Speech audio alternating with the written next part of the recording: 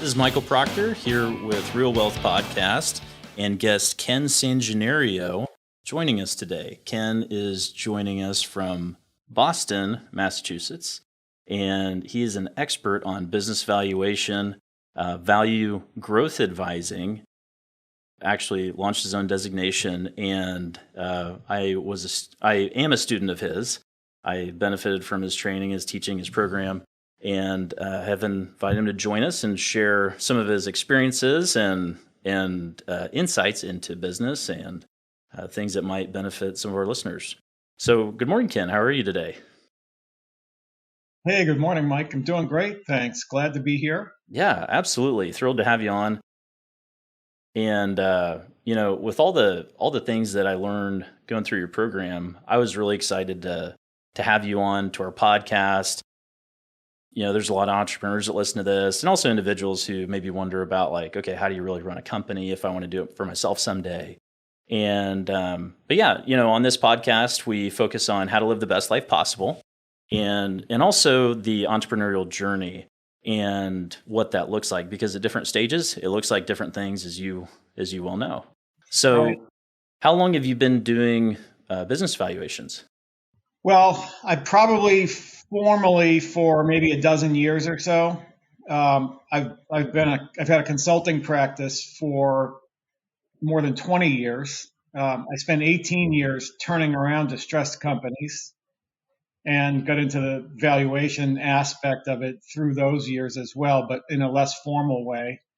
And then I got formally trained in valuations and turnaround management and M&A advisory and so forth, all during my 18 years of turning around distressed companies.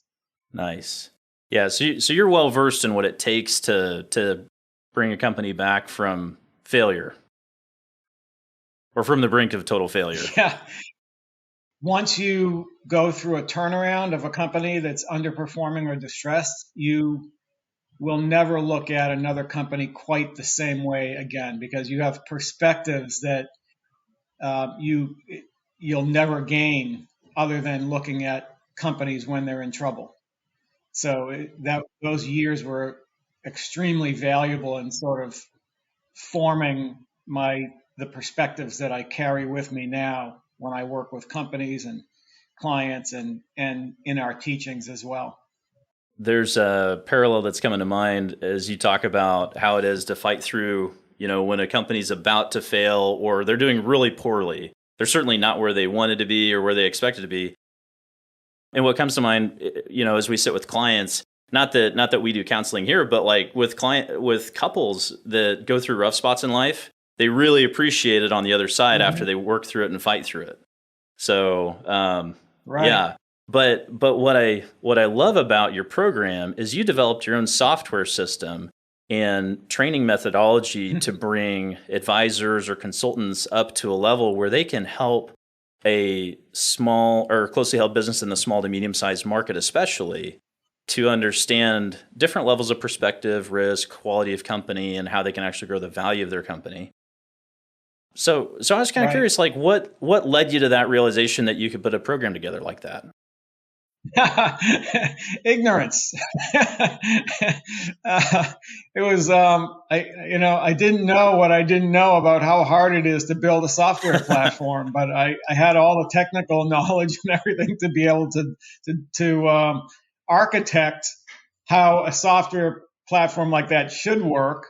But I never realized the challenges of actually building software. So it started off in my consulting practice that I had with several other partners, where we were doing a lot of turnaround work and we were doing some M&A and business valuations as well.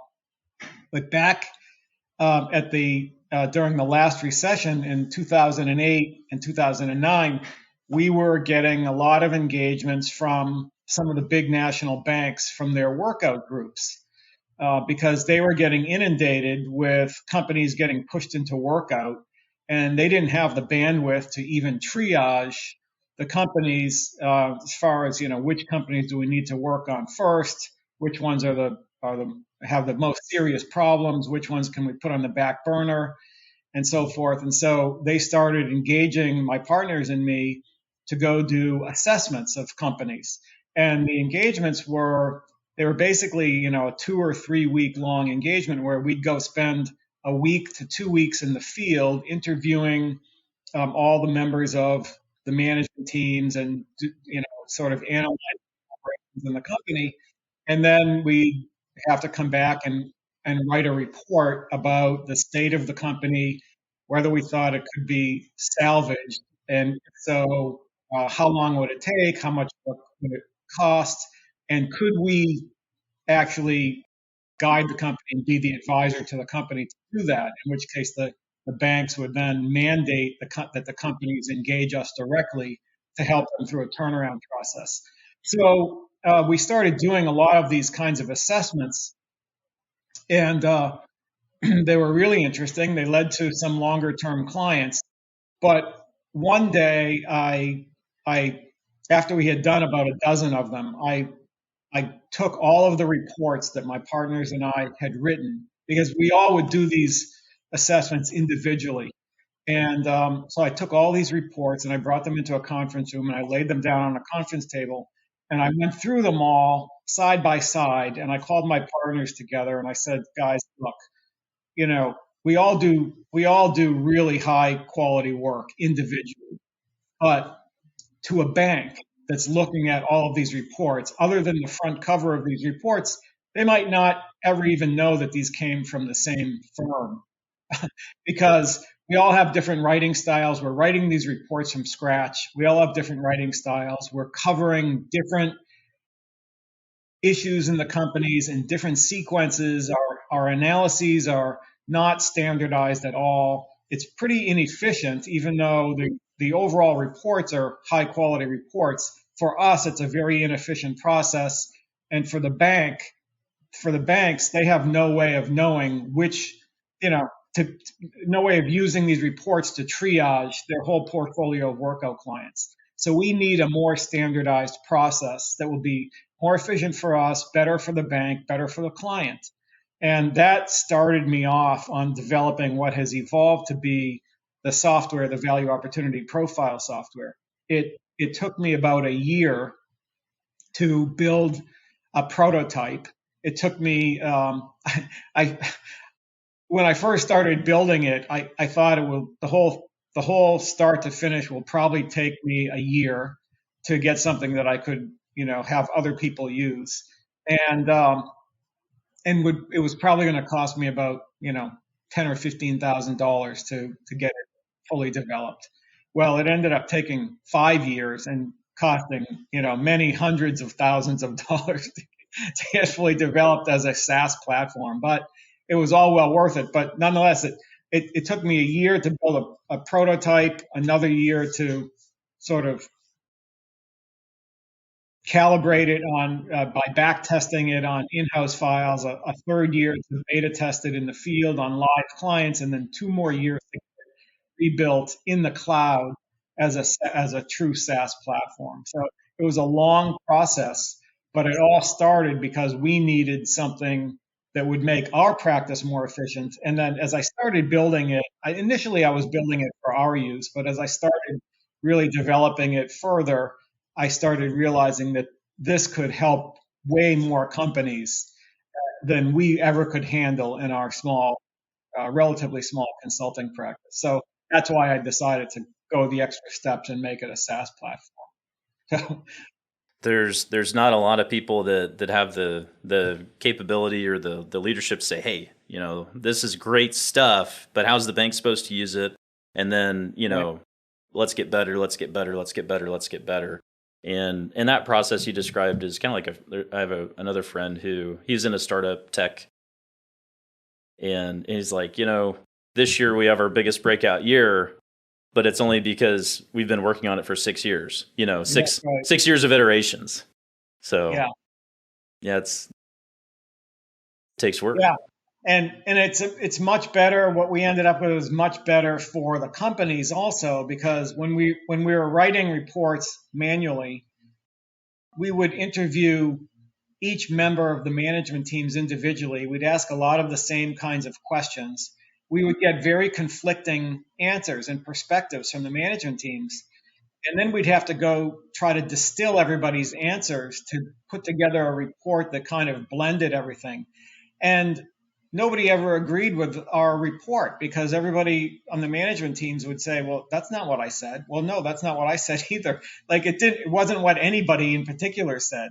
And a light bulb went off to me at that moment, in those moments, that we really needed to conduct these assessments with the whole management teams together in one room. And in order to do that, we needed more of a standardized interview approach. And by doing it with the management teams together, it offered the management teams an eye-opening experience like they have never had before, because many times for the first time they had to hear each other's perspectives on a lot of issues that were a lot of areas of the company and a lot of issues that they were facing.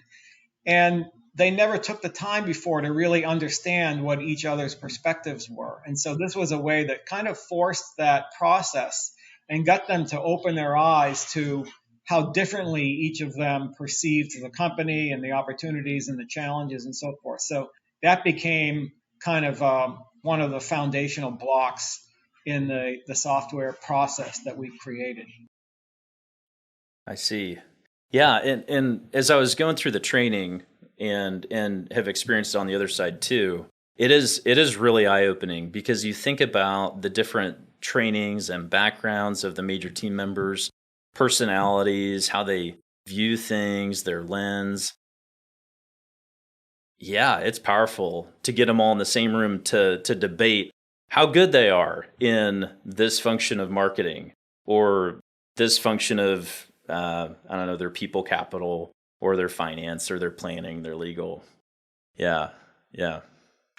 Yeah, and that's the first step in starting to get them to be more aligned with each other in terms of where the priorities are, where the real root problems are, where the constraints are in their companies. That's the first step in getting them to all be on the same page in terms of how they need to move forward and what they need to work on. Is there maybe a story that comes to mind that you could share? Of course, saving identities or whatever, but one that you came in and in this process really helped them take it to either the next level or entirely reinvent the company.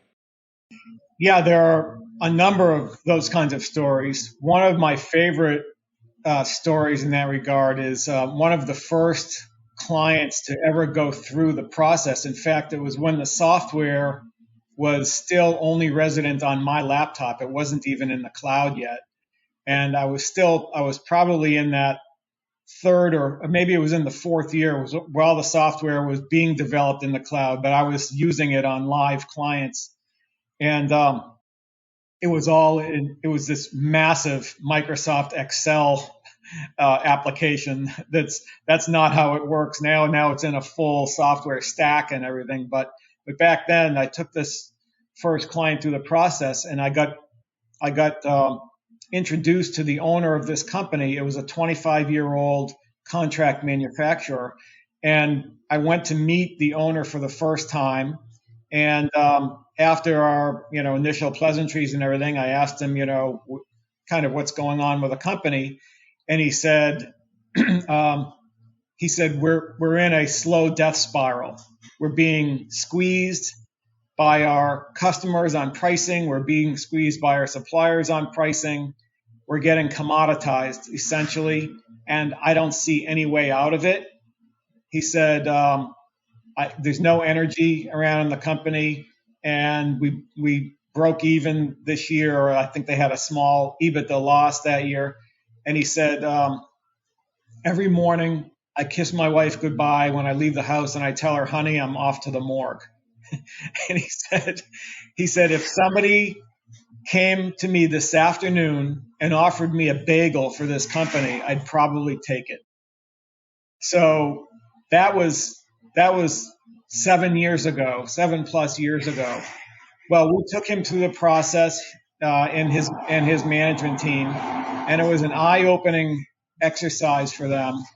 And they really embraced the process and adopted it and made it part of their culture and made it part of their management thinking. So fast forward 7 years, he more than doubled in sales. He added 10 points to their gross margins. He drastically uh, improved their profitability, and earlier this year sold the company for a life-changing multiple and a life-changing proceeds. And he says he owes it all to that first encounter of going through this process. And it really changed the whole way they thought about positioning themselves in the marketplace, what their services really were, where the value was that they were adding, how they were differentiated, and started attracting a lot of the better kind of clients that they were looking for. And they actually shed about 40% of the clients that they had when we started out, and even then doubled their sales overall in the 7 years. So that's probably to me that's a great story, and I always tease him about his initial comments about if somebody came and offered me a bagel, I'd probably take it. Yeah, in the hands of the master, the value is realized. So there's a poem about that. But anyways, yeah. And I loved that as we did our training with you and we went through that on Friday, we got to spend, was it a couple hours with this owner and asking him and interviewing him about the process. Yes. And it was comical because I love how you love Dilbert comics. And there was that one you flashed up that was like, hey, did you ever read that email? Oh, you mean the long one that didn't look like it applied to me? And then you guys played the interaction out. Did he ever wind up getting that huge client that did that thing come to fruition? He didn't take any client that was going to double his business. So I would say I know he walked away from one really massive client that he didn't want to even bid on it because all they were interested in is price. And we had repositioned his company so that they had a filter system to make decisions where they would only make proposals to client prospects if they had the potential to become sort of a partner, not a legal partner, but a cultural and strategic partner to that client, and really be involved as part of their client's teams, as an outsourced part of the team. And if the client prospect was only interested in getting proposals based on price, they no bid those. And his head of sales almost had a breakdown when he told them that he wasn't going to bid this potential $10 million bid package. But he said, no, that's just not who we are anymore. We're not going to propose on that. So it ended up working out for them in the long run. They had a really high quality client list and became. So, and what I love about your system, just so that the listeners can get a little bit of perspective without us walking them through the whole thing, is that you break down a company by the 8 core competencies in business. You rank, you rate how they all are as a composite score. You see where the weak ones are that are the constraints that ultimately can lead the company to failure. But then out of this analysis process that leads to evaluation based on the risk, there's a filtration process of how is the company positioned, what is the purpose of the company, what's the core mission, vision, values, basics. But then also strategically, how do we price? How do we interact with our marketplace? How do we position ourselves? And it's like there's this road that just kind of illuminates as you go through this process of, well, here's what makes sense for us. Here's who we are. We don't have to try to be this other company over there, try to beat them at their own game. This is who we are. And that's what is so sweet to my ears to hear, that they can hear a $10 million bid come up and say, well, that's not us. What we're trying to be. It doesn't fit. It's going to be a bunch of junk in our system that's going to bog us down. Yeah, I mean, it's basically a process where you establish you diagnose and establish what the current state is of the company in terms of its strengths and weaknesses and where the constraints are and so forth, and what needs to be worked on first, where they should be applying resources, in what sequence and what level of intensity in all of these different categories of the company. And then from there, you build a future state, you establish a future state of what they would like the company to look and feel like in the future. And you craft a strategic plan, an implementation plan to get from here to there.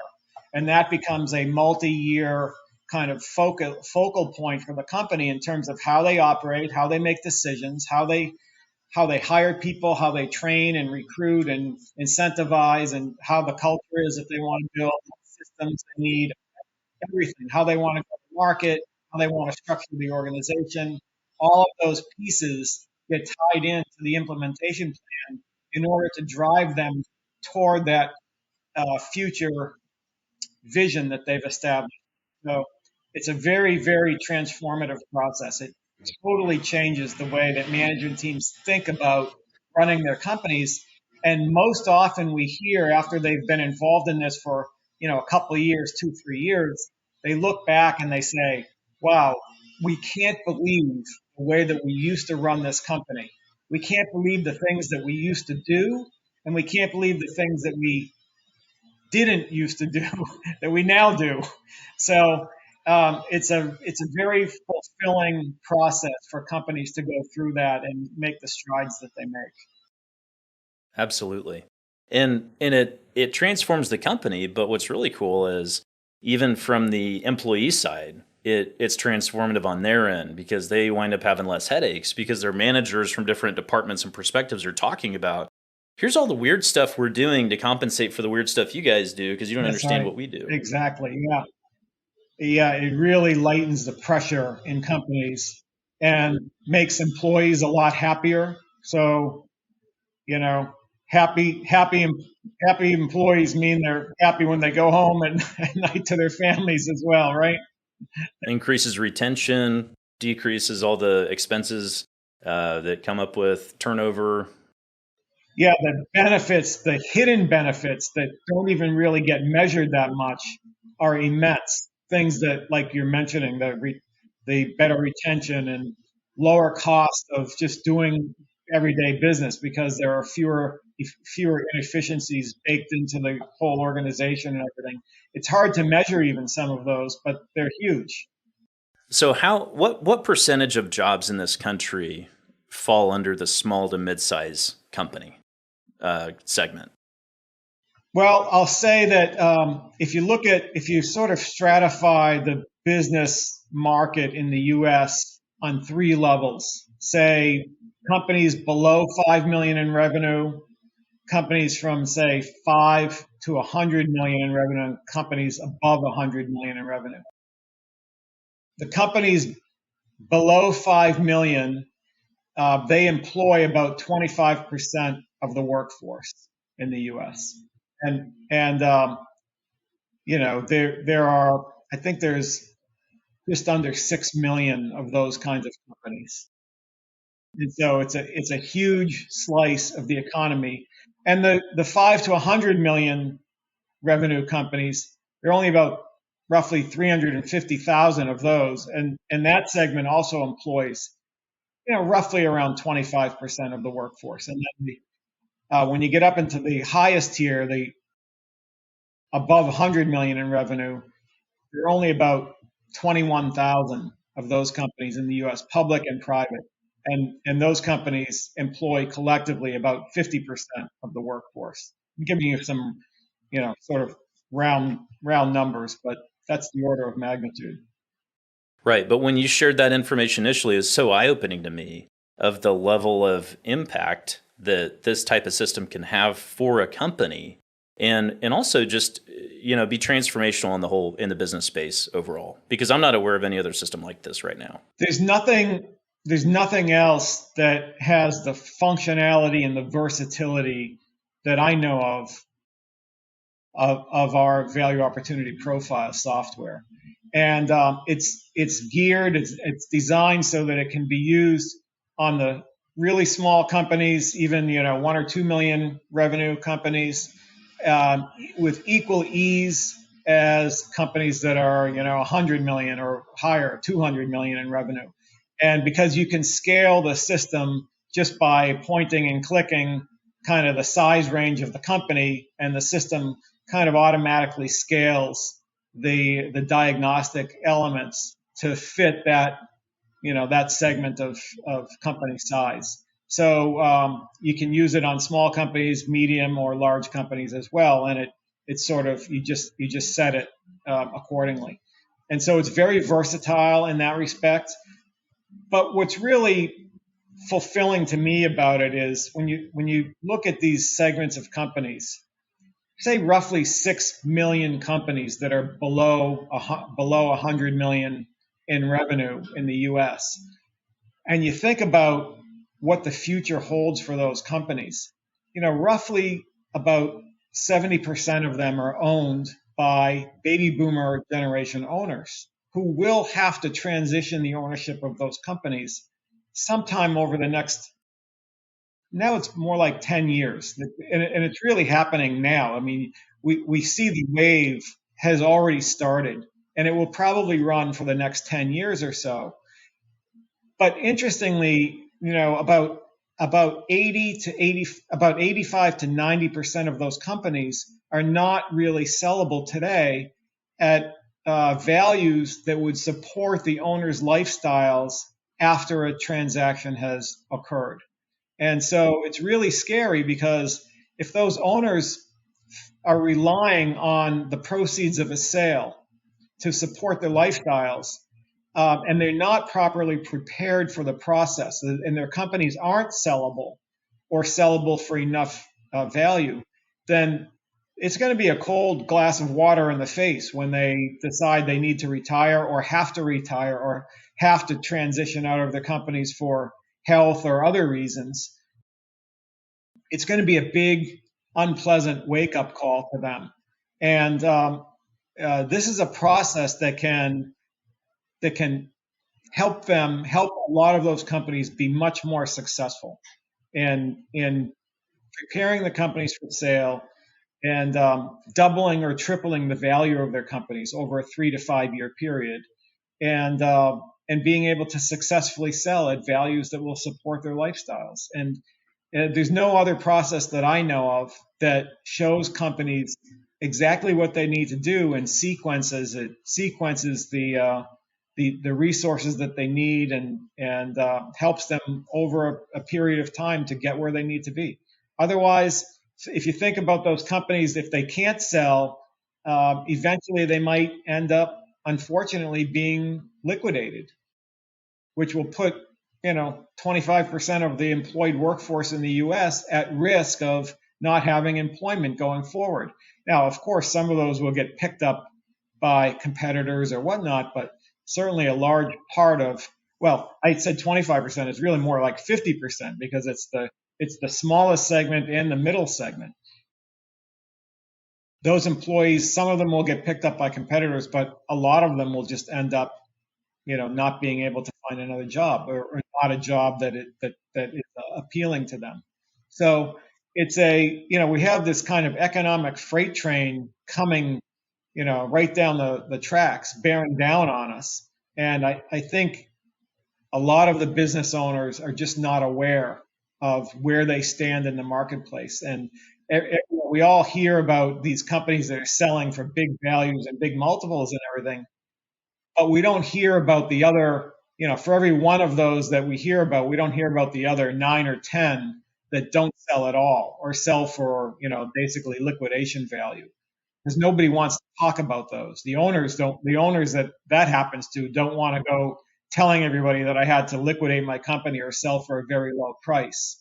We only hear the stories of these wild successes that business owners have, but that's a very small portion of the overall marketplace right now. So many owners think that, I'm going to be one of those highly successful sellers, and maybe they will, but the odds are stacked against them. So as we describe this process in a fairly short period of time, I mean, aside from the pre-study and reading like your 20-something book list or whatever, and then showing up for that week, and having what'd you call it? Rigorous? It was rigorous. I think I did use the term rigorous in there. Yes. It was earned. And, a full rigorous week of the training, and it does sound like a lot. And frankly, it does take time. But what would your message to business owners be about being afraid of taking the time that it takes with their management team to go through a process like this, because they don't have the time, because they're already slammed, they're already busy, they're already going as hard and as fast as they can, and now we have labor shortages on top of everything else, on top of supply chain issues, and I can't find this wheel for this trailer, or I can't find this whatever. I mean, it is challenging. What would your message to them be about this type of process? Yeah, everybody is overworked these days, and understaffed and overworked right now.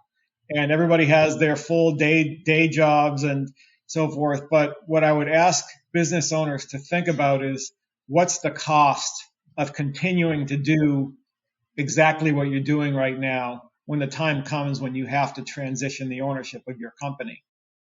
Our process is not designed to be an extra burden on top of everything that you're already doing, you and your team and your staff.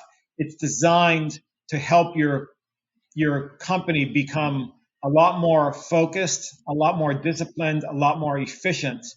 And the byproduct of it is that a lot of what your people are probably doing right now will be eliminated, because you'll be so focused on what really is driving the company forward and creating value for the company, for you as the owner, for your employees, and so forth.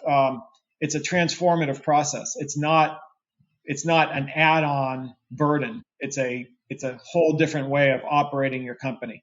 It works. It's been proven. This process is being utilized all across the U.S. and now in 5 other countries. And it's being used because it works. And it's been perfected over many years, and it's something that every business owner should consider exploring. Yeah, one of the things I appreciate about it is, especially for a company where the business owner started it,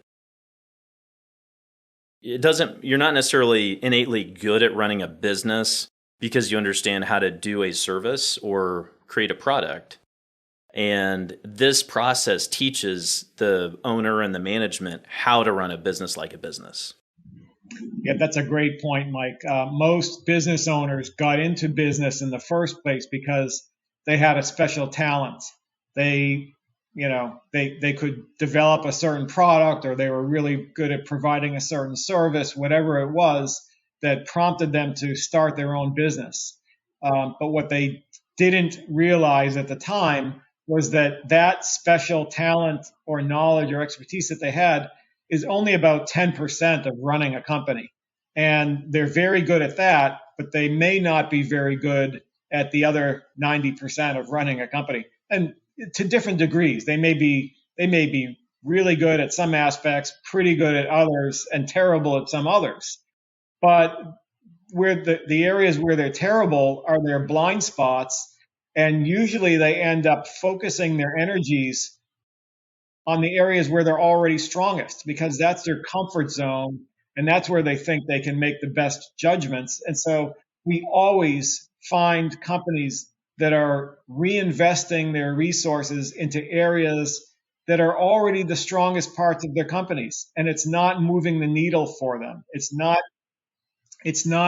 gaining them any potential to increase capacity or create value, because the weakest areas, which are outside of their comfort zone typically, and are their blind spots, that's where the constraints are. And our process sort of shines a light on those constraints and helps them build a plan to alleviate those constraints so the company can really take off. That's the power of it. Absolutely. And from the 10% they know and why they got into the business, there's so much that you truly don't know what you don't know if you haven't had formalized for us, it was marketing. And marketing was our weakest point, but because of the space we operate in, it actually has the potential to be our strategic competitive advantage. So we've been in a process over the last 2 years, and we're not there yet. We're still working through it ourselves. But I had so little appreciation until I went through the training how much goes into marketing. Like you said, every company is different. Some companies are really strong in marketing, but they might be terrible in actually in operations or finance or something like that. So it really depends on where the strengths are of the business owners. And there are sort of natural opposite areas to every strength. And you're not alone when you say you're not there yet. It's still a work in process, because it's a never-ending process. It's a lifestyle.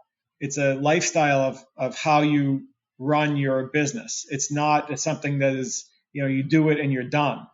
It's like people that go on crash diets but don't really change their lifestyle. They tend to put the weight right back on after they stop crash dieting, versus people that really thoroughly plan and adopt and embrace a new lifestyle that's much healthier, and they take weight off and never put it back on, and they're much healthier for the rest of their lives. And it's not a burden for them to do it, because once they get into the flow of it and it becomes ingrained, it just becomes the way that they conduct their lives. The same thing with a company.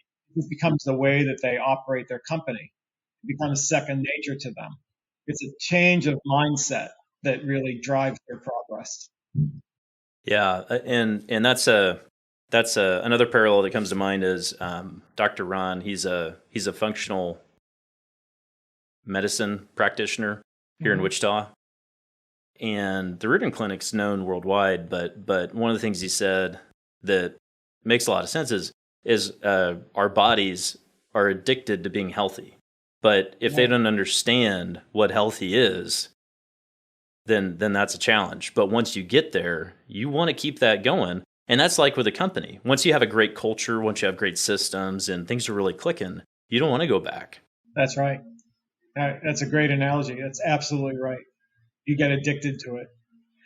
Business owners and their teams get addicted to it. And sometimes there's some skepticism in the beginning, sometimes, especially among the management teams, because they're all really busy and they don't know how this is going to fit. And they think it's another shiny dime, endeavor by the business owner. But once they, get into it and start executing on it and seeing the impacts that it's making over, not too long of a period of time, they come to realize and they start embracing it. And then they become, as you say, they become addicted to that process, and they want to do more and more and get better and better at it. And eventually, after a year or so, it just becomes part of the way it's just their culture. It becomes part of the way they run the company.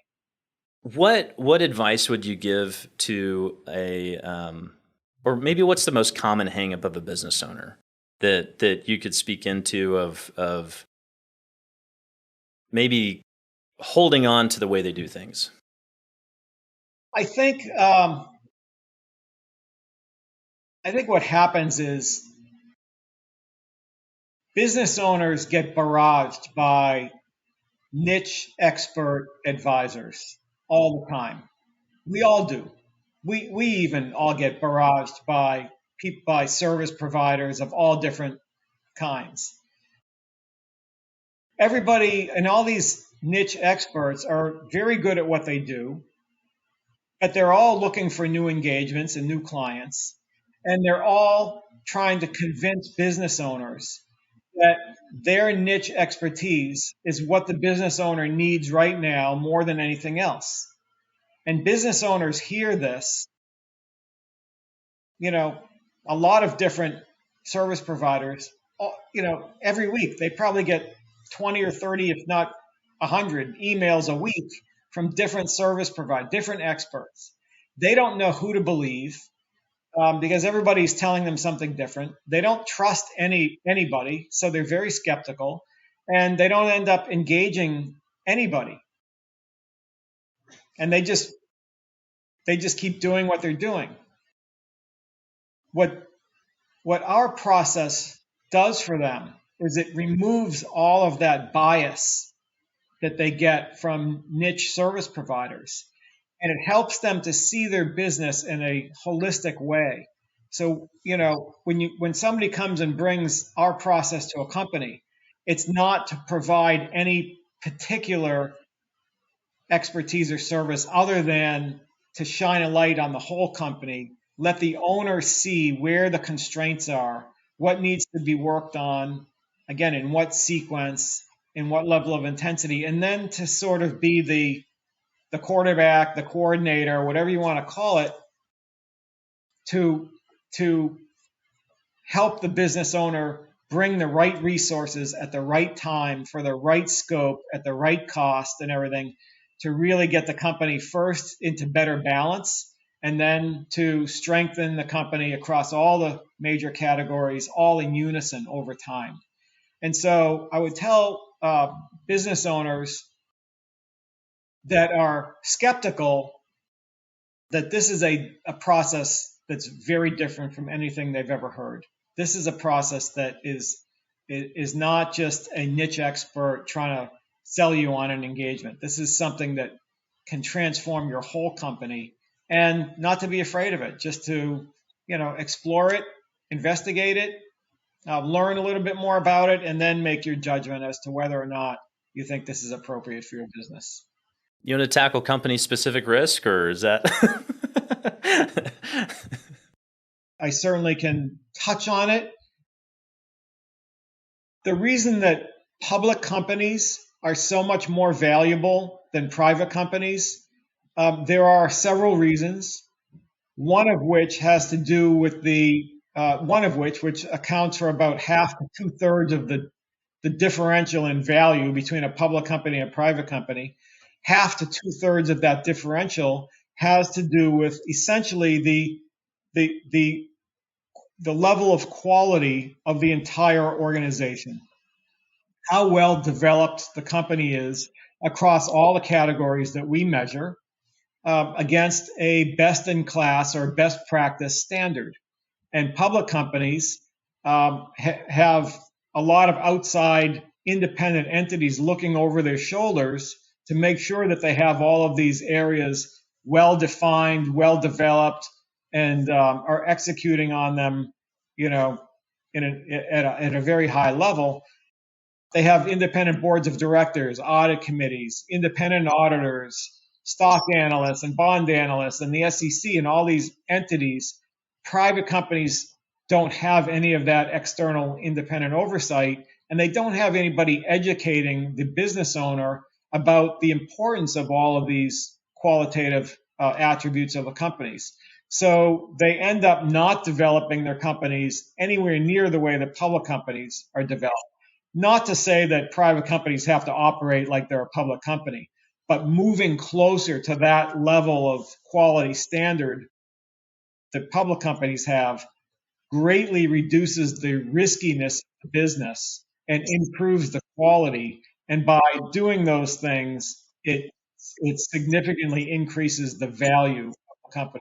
I think what business owners don't realize, private company business owners, is that the value of their company is largely controllable. It's in their hands to control.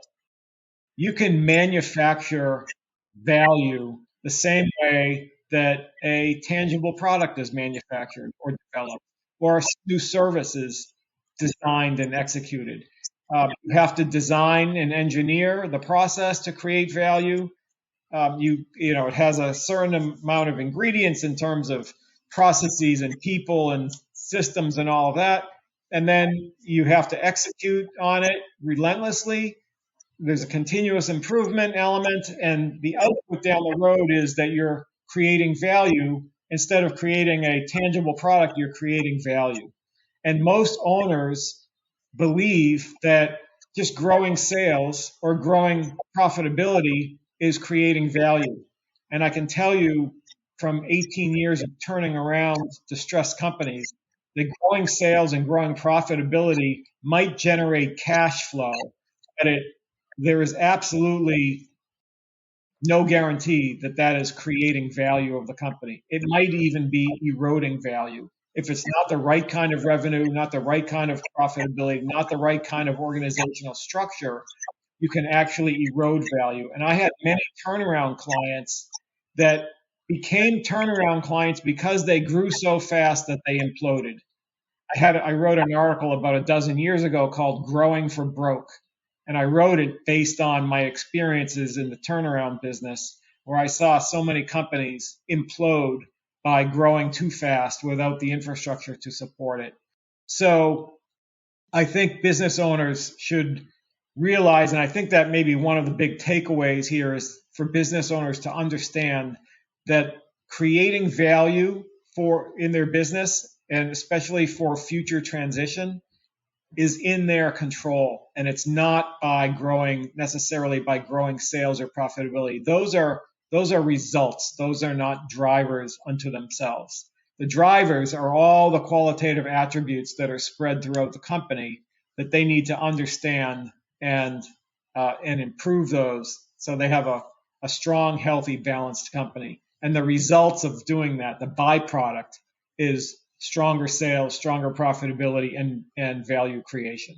Understanding the things that go into it and how they're interacting. It takes time and development and a lot of times some guidance if you haven't been there yourself before. Even if you have, the value of objectivity comes into play, where when you have new lens, new eyeballs from the outside in that have seen other situations to help you gain perspective on where you truly stand. Yeah, absolutely. Yeah. Okay, so I'm gonna transition a little bit to a couple questions we tend to ask. I'm curious, as you've gone through life, what are a couple things that you've found have improved the quality of your personal life as an entrepreneur, consultant, software developer? That's a great question. I think for me, our mission is to create value. And that doesn't only mean creating financial value. It means adding value in every exchange that we can with other people, helping other people to create value for themselves. Again, maybe financial value, maybe not. Maybe it's just the value of fulfillment or the value of helping them to improve themselves in any way that we can. And so I think, it took a long time for me to really realize what my passion and purpose was in my professional life, in my overall life. And once I realized that, and I think this holds true for any company or any advisor, once you realize where your real passion lies, then everything else becomes really clear. And your whole filter system about the way you live, the way you interact with people, the way you set priorities and everything becomes really easy and really clear. And for me, I find the most fulfillment personally, financially, in every way. I find the most fulfillment when I'm adding value to other people's lives. And the way that I've chosen to do that professionally is by helping companies to improve themselves so that the companies can be successful for the long term, which also helps their employees and helps their employees' families and so forth. So there's a big trickle effect to that approach. And then because I can only touch so many companies myself, which is a very limited number, I decided to create our educational program and the software platform to train advisors around the country and around the world to be able to use this kind of a process and have the same impact. So basically multiplying the knowledge that I've gained over 40 years of my career to be able to codify that knowledge in a way that can be transferred out to the advisory world so that we can touch many, many more companies, many, many more people, employees and their families and so forth. So for me, it's about creating value, financial value, personal value, fulfillment value, whatever it is, in every exchange, just helping people be be better people, helping them to improve themselves, helping them to be more successful. So I guess, did I answer your, not sure I answered your question, but. As we talked about with experience and time in the game and in the saddle, there's really not a great replacement for that. But if there was one thing looking back that you could do different a lot sooner, what would that be? It's funny how, I think back to, as I think back to the various steps in my career, and we all have, not all, most of us have somewhat of a kind of a crooked path in our careers. We do things, and it's not always a straight path from the time we go to school until the time we retire. We try different things. We end up in different jobs, and we get different experiences and different perspectives and so forth. And I think back over my career, and sometimes I wonder how and why I ended up in different career stops that I had between public accounting and several stops in the corporate world, and turnaround my turnaround career, and then my valuation and M&A and value, and now all of this that I've been doing for the last 11 years now with this whole process. And sometimes I think, how did I get here? Because if I ever thought 40 years ago of what my career would be like in 40 years, bears no resemblance to it, right? So we end up in places that we maybe didn't foresee. But I think that I think everybody has kind of a built-in purpose that they have to figure out what it is. They have to find out what their passion is, what really fulfills them in their careers. And sometimes it takes a long time to understand like where all of your career stops or where your path has led you and why. But for me, it became very clear when I started this business 11 years ago. All of a sudden, everything that I had done in the previous, almost 30 years seemed to just fall into place, and everything suddenly fit. And I thought, okay, now I understand kind of why I had all those other stops. And so I'm, to your question about what would I change, or what would I do sooner?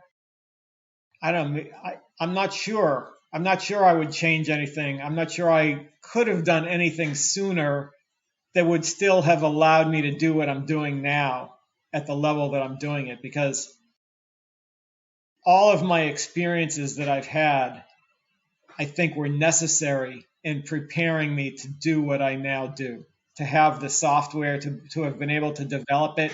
I couldn't have done it without each of the steps along in my career. So I don't know, maybe something that I would have done sooner. Maybe I would say I would like to have met my wife, my current wife, former in my life, my current life earlier in my life. And, had more years together. I didn't get married until I was in my mid-30s. So had I met her when I was in my, say, early 20s or mid-20s, maybe that's something I would go back and say, yeah, I wish I met her way earlier in my life. That's awesome. Yeah, well, thanks for sharing. And yeah, we all have our unique path, and you look at even the hero's journey of struggle and hard lessons learned along the way. But without those lessons and some of those difficult experiences, we can't grow, Yeah, or that's right. or it doesn't do things inside of us that give us that opportunity to grow. Yeah. Well, I want to thank you for your contribution to entrepreneurs around the world and the opportunity you've given, because even in the planning, especially in the planning sector, one observation I've made is I've spent 11 and a half years in this space, and now 4.5 with the current firm, or the one, this one that we started, is without adequate tools to help business owners which has a huge impact on the economy, especially the United States, and without the tools to help get into the business and help them understand how the money works inside the business, and not just kind of taking the hands-off high-level view, there's just a big missed opportunity. Because when I came into this space from college, I had that perception that, oh, this is what all advisors are like. They're smart. They know about. But having been inside of this industry for a while, it didn't take long to realize, okay, that's not really how this works. It's a lot of, well, get these investments, get this insurance, and that's kind of about it. But when it comes to digging into the inner workings of a company, that's not a common financial advisor role. But I think it should be, because when you are working with a business owner, that is the majority of their financial outcome is affected by the quality and the health of their business. The more you can help their companies to create value, the more, and the more it's going to help in the end of the process in managing doing more financial planning, and for wealth managers, managing bigger pools of wealth for the owners. But in the process of doing that, you're also impacting many more lives than only the owner's life, because you're impacting all of the lives of their management teams and their employees and so forth, if you can make those companies healthier and stronger. So to me, it seems like a natural fit for financial planners and wealth managers to be advising companies in this whole area of how to create a strong, healthy, and much more valuable company than what they currently have. It just impacts so many people. Well, I just wanted to acknowledge that, and thanks for making this creating this system, the software, everything that they're the tools that we need to help do that. And I hope to see a lot more financial planners implementing that across the country. Well, thanks for the kind words. It's been a labor of love, and I think back, had I ever known that it was going to take so many years and require so much investment, I'm not sure I would have done it in the beginning, but I'm glad I did. And it's probably a good thing that I didn't know what I didn't know back then, because I probably would have not pursued it. But really glad that I stuck with it and got it to the level. And there's a lot more that we can do. So this is we've only touched the surface so far. There's a lot more that we have planned to make the process and tools even a lot better. I'm looking forward to many more years of it. All right. Well, thanks for coming on. And I think this is kind of a natural jumping off point. And we'll go ahead and close it out. So again, thanks for having me. This is Ken Sanginario, creator of the Certified Value Growth Advising System and the Value Opportunity Profile that helps entrepreneurs understand more about the value of their business. Thanks for having me.